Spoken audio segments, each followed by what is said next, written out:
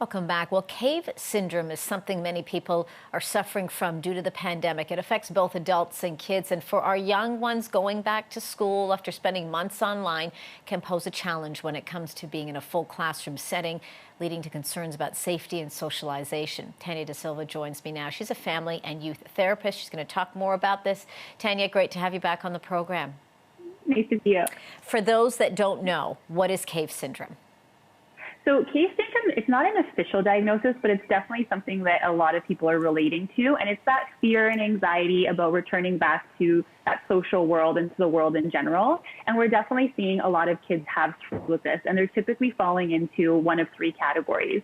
So we're either seeing that they're fearful and anxious about exposure and returning, or they're feeling overwhelmed and exhausted because they don't have that same stamina to keep up with the expectations. Or a lot of them are simply just not interested. They want to stay home. They don't want to return. They're enjoying their time at home. So it really depends on what category they're falling into. And how does that pertain then to kids at different ages, from like our little ones to those in their teen years to even now adults? It really, again, depends on kind of what they're returning to. So for some kids, they've done really well, where they had really strong social interactions or they really enjoyed being at school.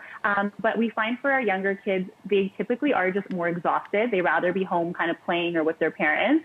For the older kids, they are feeling a little bit more anxiety and potentially just feeling a little bit more overwhelmed with adapting to all the expectations and the actual restrictions and stuff that are still out there.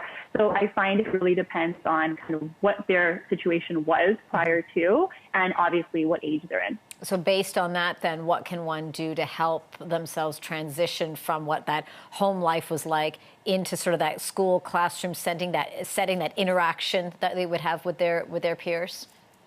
So we always ask parents, we're like, first we want to be clear on kind of what category that they're actually fitting into. So are they more anxious? Are they more overwhelmed? Or are they just uninterested? And then depending on where they fit, of course, there's the adjustment period. We're now in October, so most kids have adjusted. If they haven't, then that's where we're finding we're doing a lot of the work in sessions. But if kids fit into that fear category, one thing that we've been working on a lot of is essentially figuring out what they're fearful of and then creating an exposure and coping plan to address that. If they're more exhausted and just overwhelmed, we're really focusing in on, let's bring down the expectations. Let's focus on getting our routine in order before we start moving into academic and social expectations. And if they're uninterested, we're focusing on balance. So yes, maybe you don't want to return to, 3 extracurriculars or seeing your friends every weekend, but we at least need to return to 1 or see them a couple times a month. So we're really trying to work on that balance.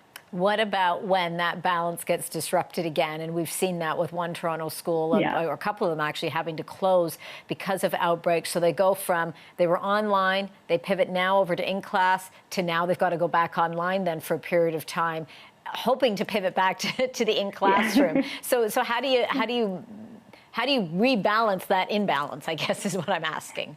Yeah, and that's been a big concern for a lot of families and kids, where they're like, what's the point of me getting used to this if I'm going to have to go back? So that's where we start moving into kind of that circle of control aspect, where there's certain things we can control and certain things we can't. So if that does come to happen, then we will adjust in terms of, we've done it before, we'll adjust to it again. But something we've been focusing on a lot of, and I find a lot of the schools that we've been working with, they're basically saying that it's not as likely that they're going to go back to what it was. So a lot of kids have also adjusted to that, where even if I do have to stay home for a couple of weeks, it's hopefully not going to be, months at a time like it once was. So I find that eases a little bit of the anxiety, especially with the vaccine rollout and everything else. Yeah, incorporating that possibility into that balance, I guess, is obviously key. And I know parents are listening right now to how they can help their kids.